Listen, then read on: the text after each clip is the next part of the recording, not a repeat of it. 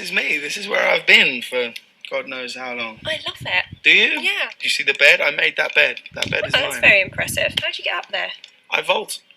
I vault. I vault. With a pole? No pole. It's one. I do it in one straight, like one straight luge.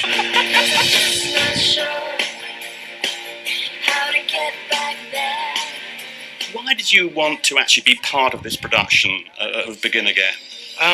Well, for me, I was in a play at the time in New York, so I was doing this play and it was doing very well. And Judd Apatow and John came to see the film, see the play rather, and afterwards they said, "Look, we've got this project," and John said, "I've got the script, and I'd love you to be in it." And for me, it's just it's a no-brainer of an opportunity. Like I think I've always had and always will have a sort of romantic attachment to New York, and I felt like I'd been here before I ever came with the History Boys because of so many films that I'd seen that were set in Manhattan. So to have the opportunity to be in one that, with such an incredible cast, with a director who I really love, was, it took me about 3.5 seconds to say yes, You've done really well in British comedy. Do you see yourself moving away a bit from that now in terms of the work that you do, or will that always be part of you?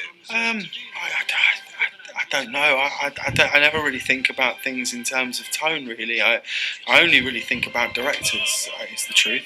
You just try and follow directors because I think, a great script in the hands of a bad director will be a bad film or a bad play or a bad TV series, and an okay script in the hands of a brilliant director will be good. And if it's a really bad script, a great director won't touch it anyway. So I sort of made that decision about 3 or 4 years ago to just only follow directors, people that I wanted to work with. Like Nick Heitner on One Man Two Guns is the best example, where that play didn't exist when he called and said, "Did I want to do it?" And I just said yes, because if it's him at the National Theatre, then that's what you want to do. And I think you can get swayed by thinking about working in continents, or people keep saying, "Oh, are you just going to go and work in America now?" And I never really think of it like that. You can only really think of it in the terms of the actual work that you're doing. Like, I'd much rather be in a play at the Royal Court than in Hollywood shooting Alvin and the Chipmunks, the Squeakquel. Do you know what I mean? I do know what you mean, but are you ever tempted by stardom? Because, for instance, at the end of the year, you're going to be in Into the Woods, the musical, and Meryl Streep is in that, and Johnny Depp. I mean, do you have desires to have a higher profile at all? Well, I think what I think most actors I know want is, you want a desire to have more choice and more freedom in your choices, and that often comes with I guess sort of bankability, really.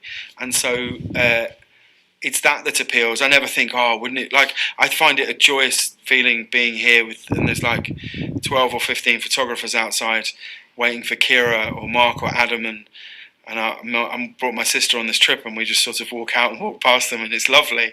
I really, really enjoy that feeling, which I haven't had at home for quite a long time. So I never really think of it as like, oh, wouldn't it be great to have that? Mostly what I think is, well, wouldn't it be great to have freedom of choice? Because I feel like that's when you've made it. It's not necessarily when your name's in lights or anything like that. It's when you have some say over your choices. I'm going to do that play, and I'd like to do this TV thing now, or no, I'm going to do that film, or sometimes more importantly, say I'm not going to do anything for a few months,